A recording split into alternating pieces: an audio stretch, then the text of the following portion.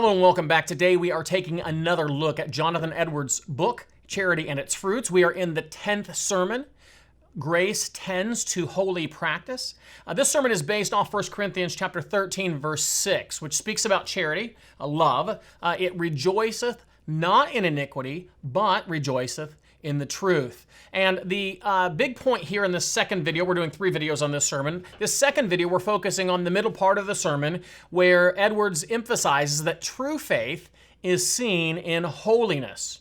So if you have true faith, you'll live a holy life. And so what Edwards, one of the ways he begins this section is he says, look, God's grace is at work, at least in 2 areas in your life, especially that sort of saving faith idea. It works in your understanding and it works in your will. So first, by the understanding, it just means you grasp God's excellence. You get it. You don't just know to say that God is great. You have a real sense in which there's an understanding of His greatness. There's a grasping of His greatness.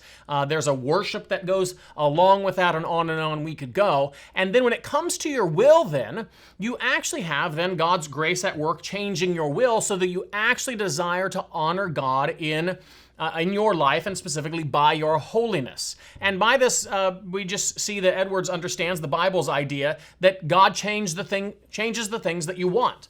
Before, you didn't really want to honor God.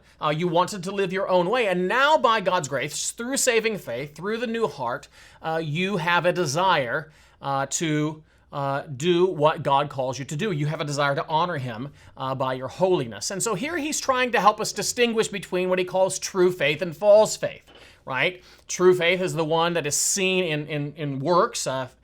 James talks about this, about how our faith can be seen in our works. And false faith, actually, there's no real evidence. There's not a lot of evidence. There's just a claim to believe a particular thing, and then the life looks a whole lot like the life of everybody else. And so he's helping us distinguish then between true faith and false faith. True faith then recognizes that Christ alone saves them, but they're also willing to sell all to follow Christ, aren't they? And this is exactly what Jesus spoke about. We must be willing to sell all to follow Christ.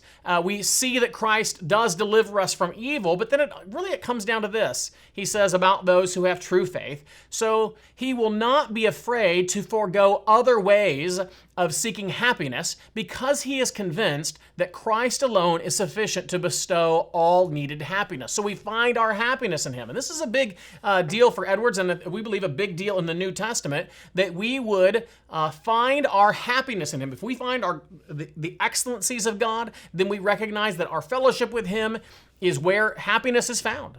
True joy, eternal joy is found in our fellowship with God. And so Edwards says this is what true faith looks like.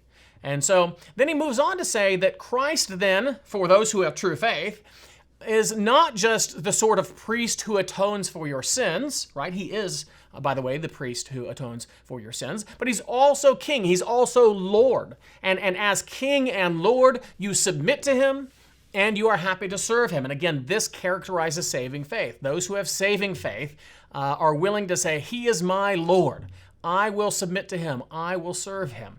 And so what it really comes down to, and as we think about then, how do we figure out which one we are? Are we those with true faith? Are we those with false faith? It really comes down to who do you love?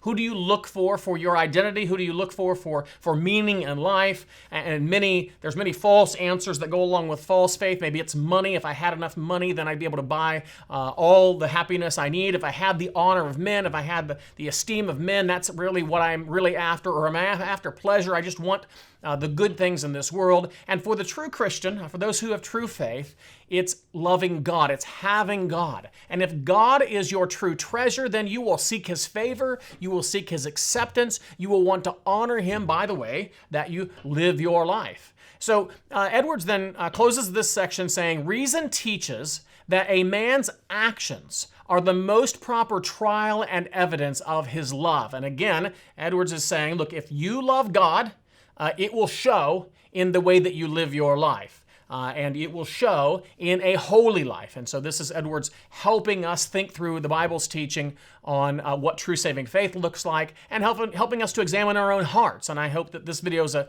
good help for you to examine your own heart and to spend time thinking, well, if my heart is in the wrong direction, then I need to look to Christ. I need to look to Christ and look to God that by his help he would give me a true saving faith, by which I have this true change of heart, and my heart would look more like the Bible expects those with true saving faith, the way their hearts should look.